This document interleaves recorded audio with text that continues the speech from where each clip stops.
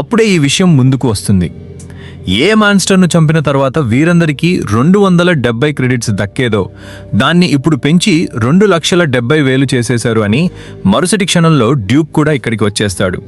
అతను రాగానే వీరందరి మీద అటాక్ చేస్తాడు. విల్ అందరితో వెనక్కి జరగమని చెప్తాడు. జూలియస్, అబ్బే ఓయ్ పిచ్చోడా, ఇది నిజంగా చాలా స్ట్రాంగ్, మరి మనం దీన్ని ఎలా ఎదుర్కొంటాము అంటాడు. విల్, లియానా, మనమందరం ఇక్కడి నుండి వెళ్ళిపోవాలి అంటాడు. ఇప్పుడు వీరంతా ఇక్కడి నుండి పరిగెడతారు. కానీ విగ్ డ్యూక్ను ఆపడానికి అతని ముందుకు వస్తాడు. అతను తన ఇల్యూజన్ మ్యాజిక్ను ఉపయోగించగానే డ్యూక్ అతనిపై అటాక్ చేస్తాడు. కానీ విల్ వచ్చి అతన్ని కాపాడుతాడు. అతన్ని తీసుకుని తనతో పాటు పరిగెడతాడు. వీరందరికీ ఈ విషయానికి చాలా భయం వేస్తుంటుంది.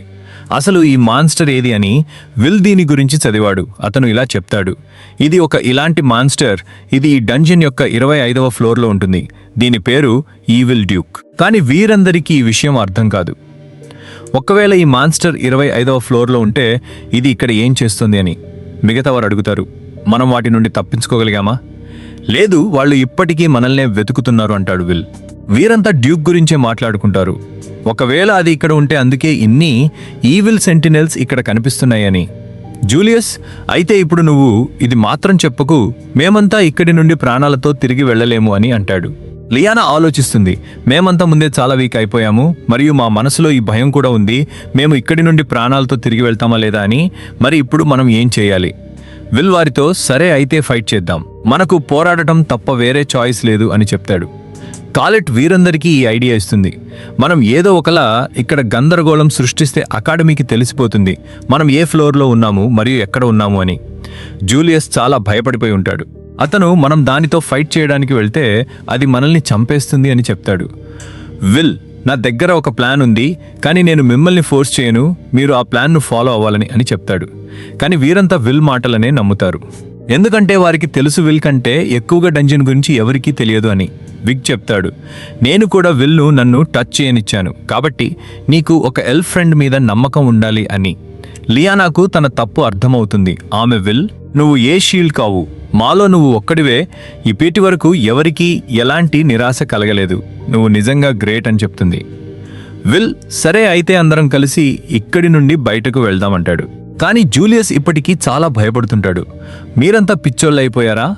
మీరు ఈ మనిషిని నమ్ముతున్నారు, అతను ఒక నో టాలెంట్, నాకైతే అనిపిస్తుంది ఇతను ఖచ్చితంగా మనల్ని చంపించేస్తారు అంటాడు. ఇప్పుడు వీరంతా డ్యూక్తో ఫైట్ చేయడానికి అతని ముందుకు వచ్చేస్తారు. వీరిద్దరూ అతని దృష్టి మళ్లిస్తారు. డ్యూక్ వీరిద్దరిపై అటాక్ చేయగానే వీరిద్దరూ తప్పించుకుంటారు. జూలియస్ చాలా క్లోన్స్ క్రియేట్ చేసుకున్నాడు. అతను డ్యూక్ మీద మ్యాజిక్ను కాస్ట్ చేయడం స్టార్ట్ చేస్తాడు. ఆ తర్వాత పాస్ట్ యొక్క ఒక సీన్ చూపిస్తారు. అక్కడ విల్ జూలియస్కు చెప్పి ఉంటాడు అతను అల్ఫేరియా యొక్క ఈ మ్యాజిక్ను ఎలా ఉపయోగించాలి అని. దీనితో అతను పెద్ద పెద్ద మంత్రాలను కూడా చాలా ఈజీగా చాంట్ చేయగలడు. ఇటువైపు డ్యూక్ జూలియస్ క్లోన్స్ అన్నింటినీ ఒక్కొక్కటిగా విరగ్గొట్టడం స్టార్ట్ చేసి ఉంటాడు. జూలియస్ ఆలోచిస్తాడు, ఆ నో టాలెంట్కు ఏమనిపిస్తుంది, మ్యాజిక్ను స్పెల్ చేయడం లేదా దాన్ని కాస్ట్ చేయడం అంత ఈజీనా అని. ఆ తర్వాత జూలియస్ డ్యూక్ ముందుకు వచ్చేస్తాడు. అతనిపై అటాక్ చేయబోతుండగా వీరంతా కూడా డ్యూక్ పై అటాక్ చేస్తారు. కానీ వీరి అటాక్ వల్ల డ్యూక్కు ఏమీ అవ్వదు. విల్కు ఈ విషయం అర్థమవుతుంది. డ్యూక్ దగ్గర ఐరన్ లాంటి వింగ్స్, రెక్కలు ఉన్నాయి, అంటే వీరి అటాక్స్ వల్ల దీనిపై ఏ ప్రభావం ఉండదు అని గ్రహిస్తాడు. కాబట్టి వీరంతా ఇదే ట్రై చేస్తుంటారు. వారు ఏదో ఒకలా డ్యూక్ దృష్టి మళ్లించాలి, తద్వారా జూలియస్ తన స్పెల్ను పూర్తి చేసి దీనిపై ఒక గట్టి అటాక్ చేయగలడు అని. ఇప్పుడు జూలియస్ డ్యూక్ మీద అటాక్ చేయగానే దీనివల్ల డ్యూక్కు ఏమీ అవ్వదు, అంటే వీరి ఈ ప్లాన్ కూడా ఫెయిల్ అయిపోతుంది.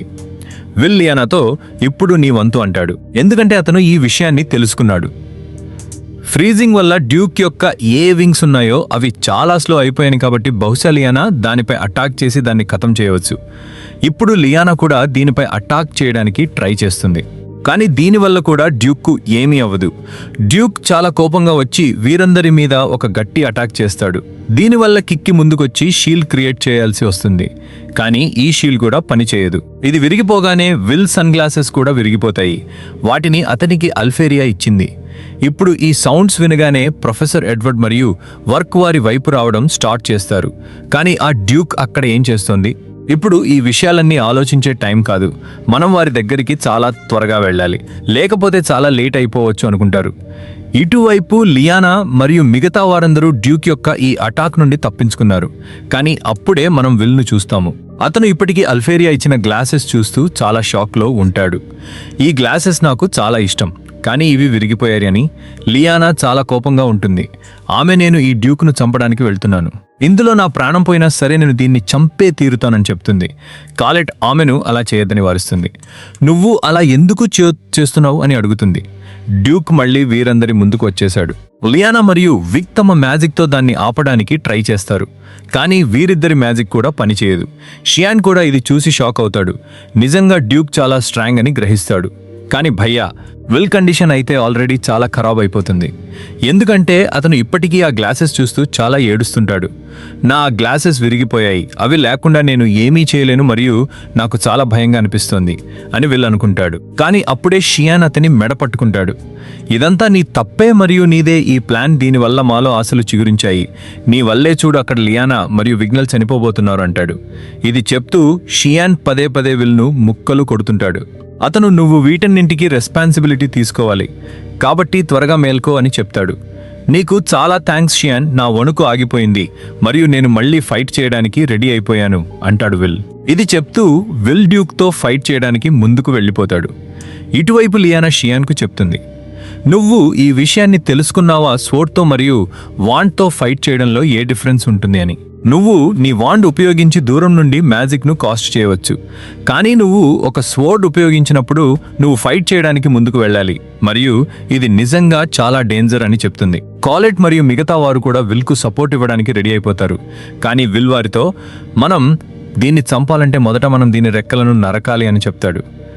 డ్యూక్ చాలా కోపంగా వచ్చి ఒకేసారి విల్ మీద చాలా అటాక్స్ చేస్తాడు. విల్ ఆలోచిస్తాడు, ఈసారి నా దగ్గర కిక్కి లేదు, ఒకవేళ వీటిలో ఏదైనా అటాక్ నన్ను డైరెక్ట్గా టచ్ చేస్తే నా చావు ఖాయమని. ఈ స్పెల్స్ అన్నీ విల్కు తగలబోతుండగా విల్ ఇక్కడి నుండి మాయమైపోతాడు. కేవలం మనకు అతని స్వోర్డ్ కనిపిస్తుంది మరియు అదిగో విల్గాల్లో ఉన్నాడు. నా దగ్గర ఎంత మ్యాజిక్ ఉందో నేను అదంతా విల్కు ఇవ్వబోతున్నాను అని కాలెట్ అంటుంది. ఆమె అలా చేయగానే విల్ దగ్గరికి ఒక స్వోర్డ్ వచ్చేస్తుంది. అతను డ్యూక్ యొక్క ఒక రెక్కను నరకడంలో సక్సెస్ అవుతాడు. షియాన్ కూడా దీనితో ఫైట్ చేయడానికి ముందుకు వచ్చేస్తాడు. అతను తన గార్డియన్ను ఉపయోగిస్తాడు. దీనితో అతను డ్యూక్ మీద ఒక ప్రమాదకరమైన అటాక్ చేస్తాడు, కానీ దీనివల్ల కూడా దానికి ఏమీ అవ్వదు. కాలెట్ కూడా ఇది చూసి షాక్ అవుతుంది, ఇప్పటికీ డ్యూక్ బతికే ఉంది అని. షియాన్ కూడా చాలా దూరంలో వెళ్ళి పడతాడు. అతను దీని ముందు ఏ మ్యాజికల్ వాండ్ పనిచేయదు అని ఆలోచిస్తాడు.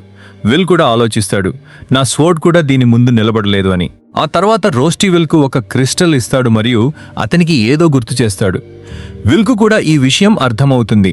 అతను తన స్వోర్డ్ను మరియు వీరి వాండ్ను ఒకటి చేయాలి, అంటే వాటిని జోడించాలి అని గ్రహిస్తాడు. మరుసటి క్షణంలో మనం చూస్తాము, విల్ స్వోర్డ్ మంటలతో నిండిపోతుంది. అందరూ ఇది చూసి షాక్ అవుతారు, విల్ స్వోర్డ్ మ్యాజిక్ను అబ్జర్వ్ చేసింది అని. విల్ ఇలా అంటాడు, నేను ఇప్పుడు ఏమైతే చూస్తున్నానో నా ముందు అంతా రెడ్గా ఉంది మరియు ఈ టైంలో నేను పవర్తో నిండిపోయాను. నాలో ఆ పవర్స్ పెరుగుతూనే ఉన్నట్టు నాకు అనిపిస్తుంది. డ్యూక్ కూడా విల్ మీద ఒక ప్రమాదకరమైన అటాక్ చేస్తుంది, కానీ విల్ దాన్ని కట్ చేసి ఉంటాడు. అతను తన పూర్తి స్ట్రెంగ్త్ను ఉపయోగిస్తూ డ్యూక్ మీద ఒక గట్టి స్లాష్ వేస్తాడు. దీనివల్ల ఈ డ్యూక్ బాడీ 2 ముక్కలుగా విడిపోతుంది.